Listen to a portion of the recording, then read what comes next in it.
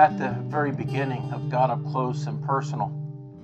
Right there in the dedication, I talk about a 15-year process of writing this book. But really, my personal passion for the greatness of God began over 20 years ago in the first course I ever took as an adult, a study of the character of God. Through the teaching and through reading the book, The Knowledge of the Holy by A.W. Tozer, a spark was ignited within me for the reality of God's incredible glory and the amazing truth that I can actually know Him personally. I can have a personal relationship with this incredible, glorious God. You see, when you get a glimpse of the glory of God, the embers are just stoked within you for the honor and for the worship of God. And that honor and worship of God's glory begins to define and govern everything else in life. You see, I came to understand that the greatness, the goodness, the glory of God is the driving purpose of all that exists, and that everything else must serve that one core purpose. That's what God Up Close and Personal is really all about. Certainly it is about knowledge and growing in our understanding of truths about the greatness of God, theology and doctrine related to aspects of the greatness of God. That is important. That is critical. But it's so much more than that. It's about igniting or reigniting within us a burning passion for the glory of God that governs everything else in life. It's about putting God back in His rightful, deserved place as the center, as the focus, as the purpose of all that we do in our homes, in our lives, in our relationships, in our jobs, in our schools, and in our churches.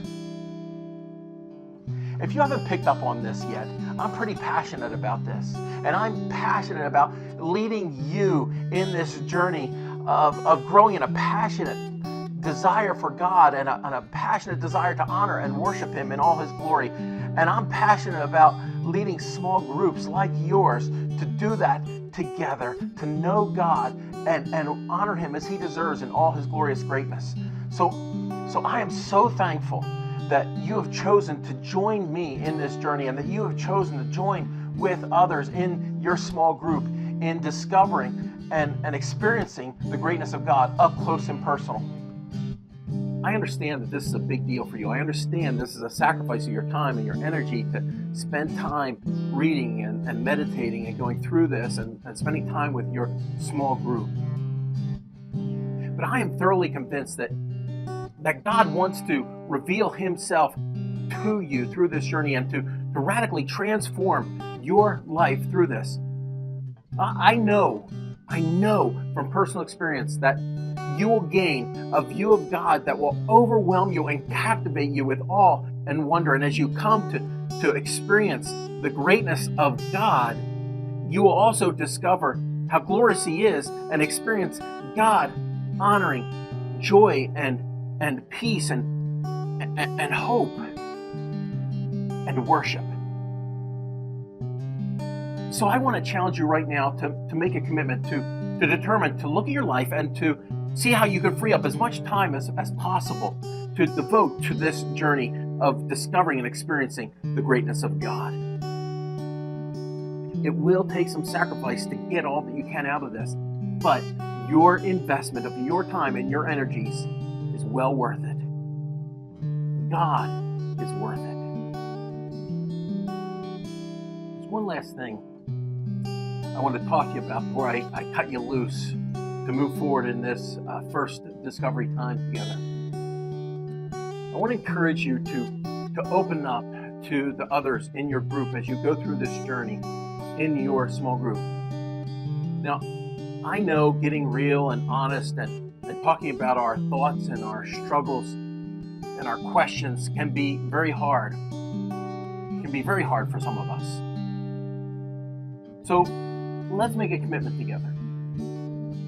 Right here in your group, make a commitment to each other. We're going to work hard to do that. To just kind of let it all out, to be honest, to ask our questions, to share our confusion, to share our struggles, to share our thoughts, to talk to each other about what we feel, what we sense God is saying to us, and the things that we've learned, and the things that particularly stood out to us as we've been thinking and reading and meditating through this.